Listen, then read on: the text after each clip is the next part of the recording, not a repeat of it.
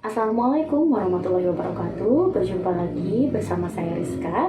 Di video kali ini saya akan membahas mengenai dampak perceraian terhadap kesehatan mental atau psikis dari seseorang. Rumah tangga yang harmonis dan rumah tangga yang sehat adalah dambaan dari setiap orang. Namun ada kalanya perceraian menjadi jalan terbaik bagi mereka yang sudah tidak mampu menyelesaikan konflik di dalam rumah tangga. Bahkan harapan satu sama lain untuk tidak saling menyakiti, sehingga perceraian menjadikan jalan terbaik untuk mereka. Namun, pada dasarnya secara umum, dampak dari perceraian itu tersendiri memiliki kondisi yang bisa melukai batin seseorang atau memiliki adaptasi baru dengan status-status baru dari dampak perceraian tersebut. Ada kalanya perceraian memiliki dampak-dampak tertentu terhadap diri seseorang. Salah satunya terhadap kesehatan mental atau psikis, di mana seseorang yang sudah mengalami perceraian ada fase di mana beliau harus beradaptasi dengan kondisi-kondisi yang dinamakan sebagai status baru, dengan lingkungan baru, atau mungkin keadaan-keadaan baru. Adaptasi dengan status baru atau mungkin keadaan dan lingkungan baru ini yang tidak setiap orang mampu melewatinya dengan fase yang menyenangkan. Ada kalanya mereka merasa tertekan, merasa tidak aman, merasa bingung dengan apa yang harus dilakukan setelah bercerai. Salah satunya mulai dari status yang baru, karena dulu kita memiliki pasangan, sekarang sudah tidak memiliki pasangan, artinya ada status sosial baru yang dipandang oleh diri dan juga masyarakat. Yang kedua, adanya perasaan untuk takut tidak diterima oleh lingkungan atau perasaan untuk malu kembali pada keluarga. Selain itu, adanya tekanan-tekanan psikis lainnya yang mengganggu terhadap kesehatan mental, yaitu yang berhubungan dengan finansial atau keuangan. Mungkin sebagian orang yang sudah bekerja ketika terjadinya perceraian tidak memiliki konflik terhadap finansial. Namun apabila hal ini terjadi bagi mereka yang tidak bekerja dan selalu mengandalkan nafkah dari suami, maka pasca bercerai adalah kondisi di mana seseorang mendapatkan tekanan tertentu baik secara psikis terhadap finansial tersebut. Selain itu, adanya kebingungan dalam membesarkan anak-anak.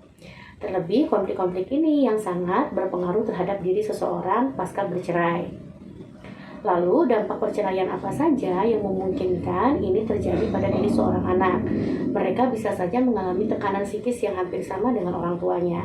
Sedih, kecewa, marah, tidak tenang, yang menyebabkan kondisi ini muncul pada gangguan kecemasan, gangguan mood, gelisah, tidak bisa tidur, tidak nafsu makan, tidak bersemangat hidup, dan lain sebagainya. Anak dengan orang tua ini memiliki beban psikis yang hampir sama. Anak biasanya memiliki tekanan-tekanan bahwa perasaannya menjadi malu apabila orang tuanya bercerai, menjadi olok-olokan teman, atau mungkin mereka juga merasakan ketidakamanan di dalam rumah apabila orang tuanya tidak bersama. Kehilangan figur dari orang yang dia sayangi, baik itu kehilangan ibu maupun kehilangan ayah karena kasus perceraian, bukanlah hal yang mudah bagi seorang anak untuk menerima keadaan tersebut. Maka dampak dari perceraian ini sangat berpengaruh terhadap diri, kesehatan mental seorang anak maupun kepada orang tuanya. Lalu apa yang bisa kita lakukan supaya kita bisa mampu menerima perceraian ini dengan kesehatan mental yang baik? Pertama, sadari secara ikhlas dan juga secara sadar bahwa perceraian adalah jalan terbaik untuk kehidupan yang lebih baik dan tidak saling menyakiti antar pasangan. Yang kedua, setelah kita menerima secara ikhlas, maka usahakan kehidupan mandiri akan jauh lebih baik dengan pengembangan karir yang positif. Apabila seorang ibu ataupun seorang bapak yang dulunya tidak bekerja, karena sekarang sudah memiliki tanggung jawabnya masing-masing, usahakan kita belajar untuk mengembangkan diri kita ke arah yang lebih baik dengan pencapaian karir dan juga finansial yang lebih aman. Sehingga mandiri dalam finansial, mandiri dalam kehidupan. Yang ketiga, aktifkan kondisi pengembangan diri ini dengan kegiatan-kegiatan positif.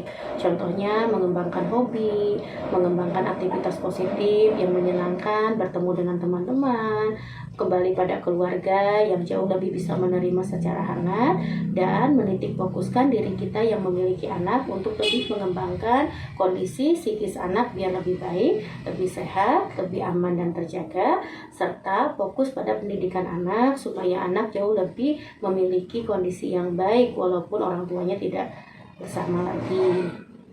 Lalu, apa tips yang akan dilakukan oleh orang tua terhadap anak yang mengalami korban perceraian? Pertama, yakinkan terhadap anak bahwa anak akan tetap terjaga dengan aman, finansial yang aman apabila bersama ibu atau mungkin bersama bapaknya, walaupun orang tuanya tidak bersama lagi. Yang kedua, arahkan anak untuk tetap berkembang secara aktif dan bahagia. Apabila ibu atau bapak menunjukkan sikap riang, ceria, menerima dengan ikhlas, kembali pada kehidupan yang jauh lebih baik dengan mengaktifkan seluruh potensi yang ada dalam tubuh, maka anak pun akan mencontoh apa yang dilakukan oleh orang tua. Sehingga anak merasa bahwa ia tetap berada dalam zona yang sangat aman, nyaman, dan menyenangkan. Yang ketiga, libatkan anak untuk sama-sama melakukan aktivitas positif. Bisa melakukan kerjasama di dapur, misalkan memasak, atau pergi keluar hanya sekedar jalan-jalan, atau datang ke beberapa tempat, misalkan ke rumah teman, saudara, berkunjung ke tempat wisata, atau sekedar bermain dengan teman-teman baru. Terima kasih banyak, semoga bermanfaat. Assalamualaikum warahmatullahi wabarakatuh.